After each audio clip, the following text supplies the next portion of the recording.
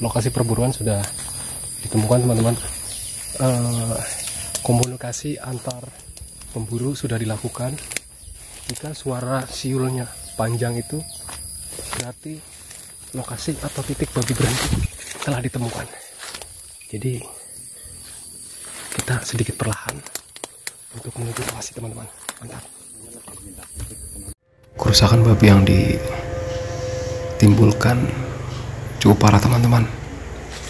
Jadi kita masih mengintai karena babinya tadi sedikit bergerak.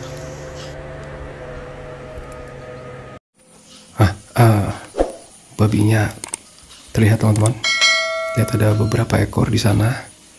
Cuman kita masih belum bisa memastikan lokasi berhentinya di mana. Lihat ada sekitar 3 atau 4 itu. 5, ada 5 teman-teman. Mudah-mudahan babi berhenti di lokasi semak-semak yang berada di atas. Mantap.